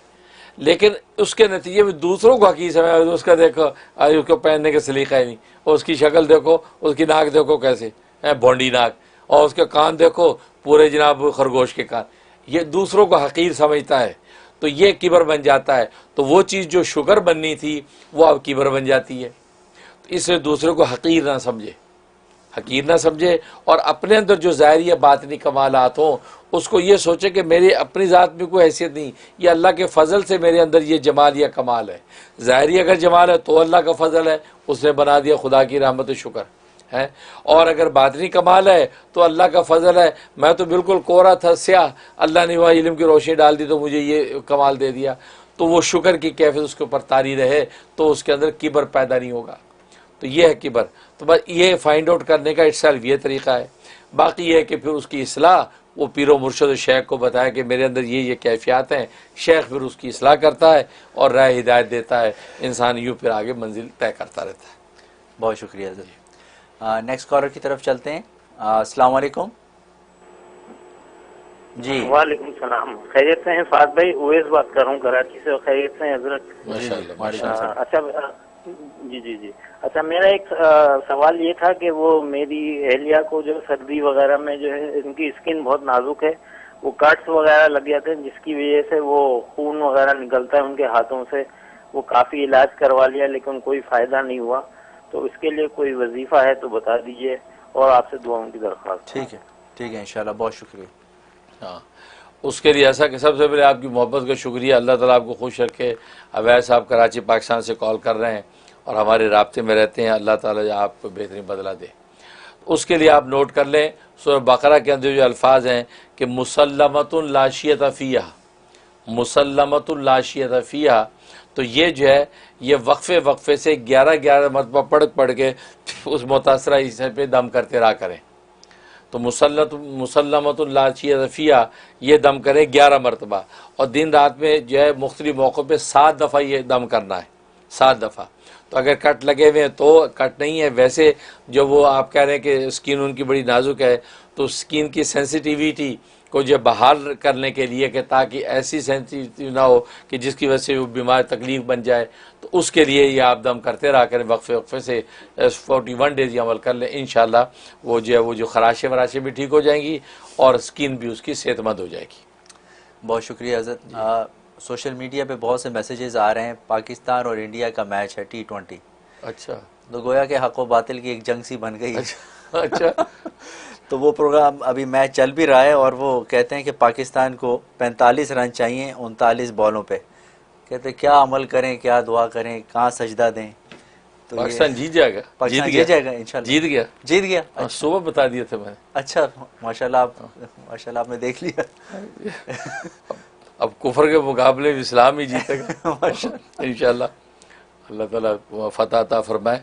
तो अच्छा, उसके लिए जो कोई पढ़ना चाहता है तो बिल्कुल उसके लिए नोट कर लें हज़रत अय्यूब अलैहिस्सलाम की जो दुआ है, अय्यूब अलैहिस्सलाम की दुआ, रब्बी अन्नी मस्सनिय ज़ुर्र, रब्बी इन्नी मस्सनिय ज़ुर्र व अंता अरहमुर राहिमीन, रब्बी इन्नी मस्सनिय ज़ुर्र व अंता अरहमुर राहिमीन, हज़रत अय्यूब अलैहिस्सलाम की दुआ। ये जो है आप सजदे में चले जाएं, सजदे में जाके इस दुआ को कसरत से पढ़ें, जितनी ज़्यादा देर तक आप सजदे में रह सकते हैं ये दुआ पढ़ते रहें।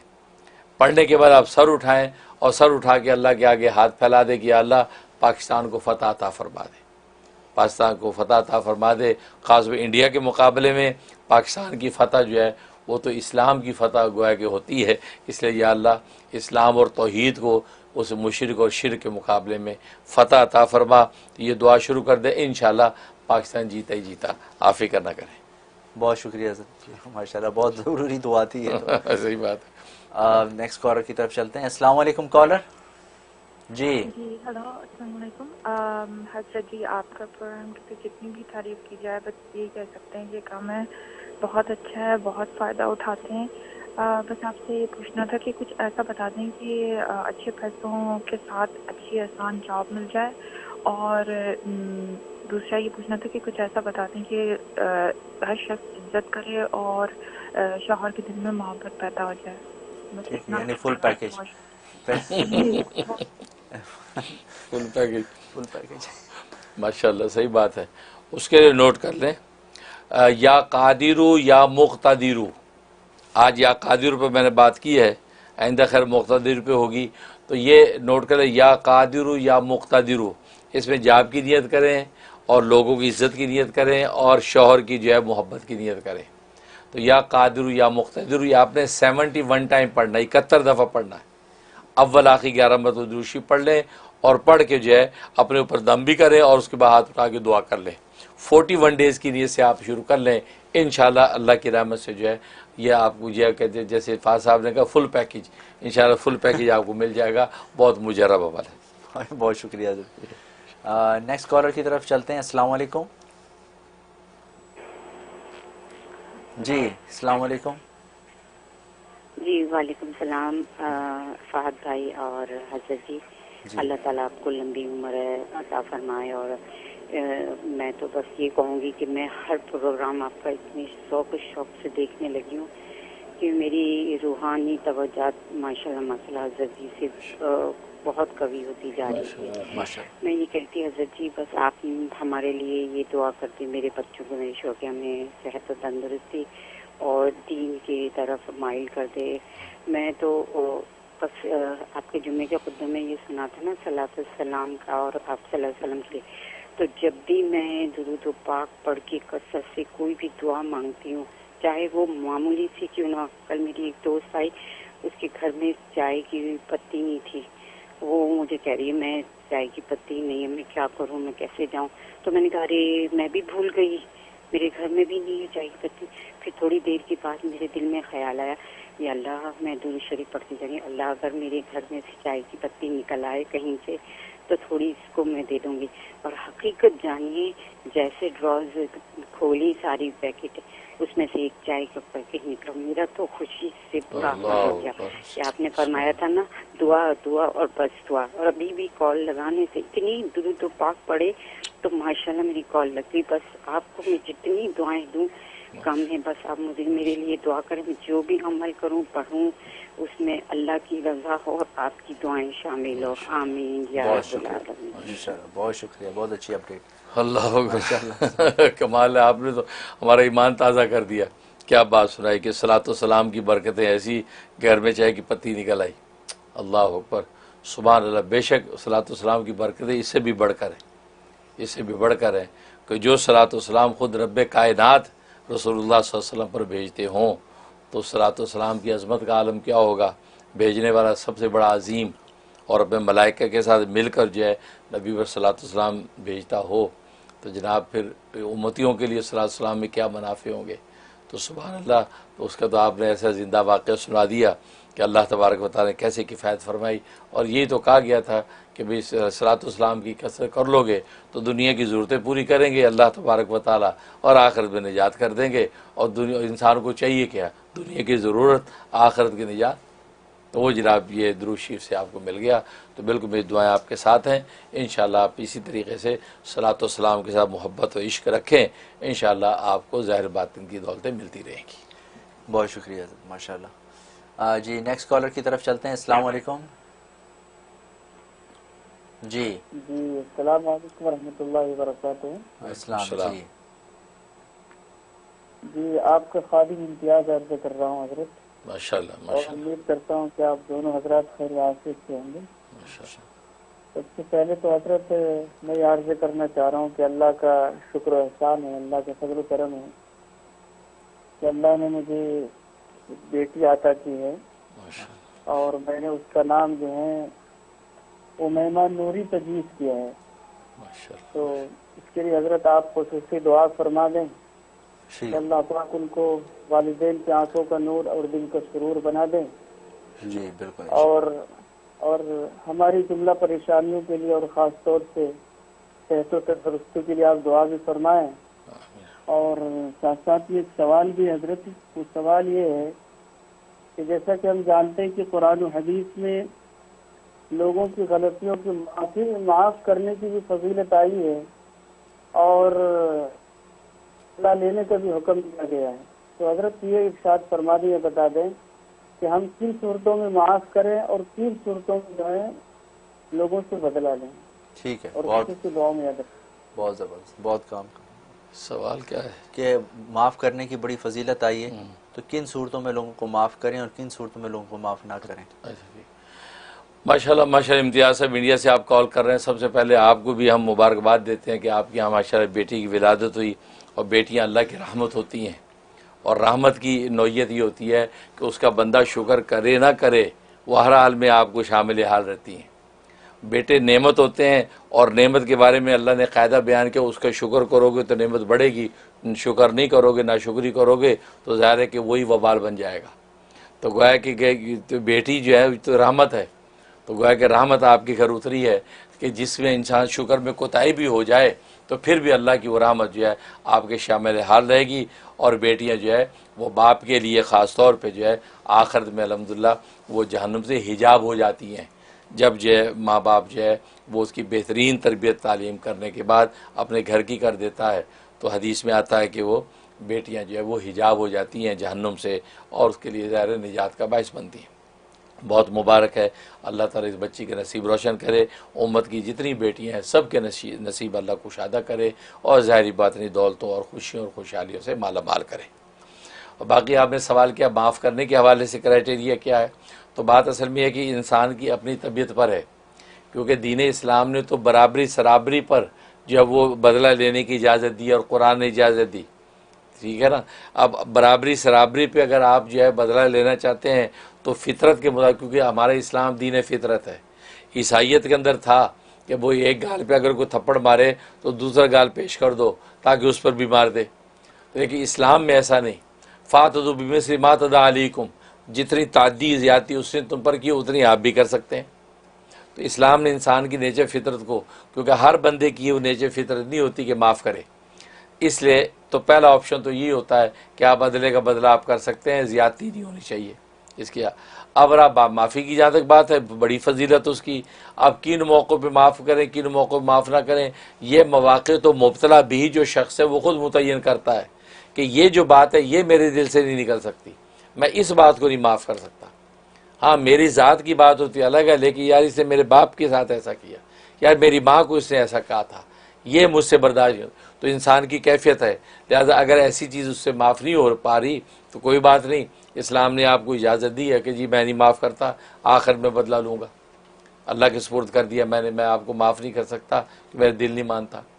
ये फिर भी आप चाहते हैं कि माफ़ी की फज़ल हासिल करना चाहता हूँ, तो जैसे नबी करीम सल्लल्लाहु अलैहि वसल्लम ने हिंदा को माफ़ कर दिया रज़ी अल्लाह ताला अन्हा, इसी तरीके वाशी, हज़रत वाशी को माफ़ कर दिया रज़ी अल्लाह ताला अन्हु, जो पहले ये दीन इस्लाम में नहीं थे, लेकिन आपके महबूब चचा के साथ उन्होंने जो सलूक किया उस नतीजे में आपको एक दुख था, तो आपने फजील के हुसूल के लिए माफ़ तो कर दिया, लेकिन दिल का इख्तियार तो नहीं है बंदे में। खुद नबी फरमाते मेरे दिल का मुझ पर इख्तियार नहीं है, लिहाजा फरमाया सामने मेरे नहीं है, आप मेरे पीछे बैठा करो, क्योंकि तुम सामने आओगे तो मुझे वो अपने चचा महबूब चचा याद आ जाएंगे कि तुमने उनके साथ क्या किया। तो वो नबी भी जो है वो एक हद तक अपने दिल की कैफियत पर जो है ना वो काबू नहीं पा पाता, इसलिए ऐसी सूरत हाल है तो उनको कह दिया हम आपको माफ़ करते हैं, लेकिन आज के बाद आप हमारे सामने ना आइएगा, मेरा आप बस अपना रास्ता नापें, आप दोबारा ज़हमत ना करें, ये भी एक सूरत होती है। तो ये मुब्तला भी की कैफियत पर मबनी होता है कि वाक़े किस नौइयत और संगीनी का है, उसके मुताबिक फ़ैसला करें, या स्पेसिफिक वाक़यात को किसी जो है माहिर या जो है पीर मुर्शिद के सामने स्पेसिफिक वाक़यात सामने रख के फिर एक एक की जो है हिदायत लें, इससे मामला आसान हो जाता है। बहुत शुक्रिया हज़रत। ये तो बहुत ही आम मसला पाया जाता है कि माफ़ इसलिए बाज़ औक़ात लोग नहीं करते कि आखिरत में अजर मिलेगा, इसका बदला मैं आखिरत में लूँगा क्योंकि इसको मैं ऐसे मुफ्त में जाने दूँगा।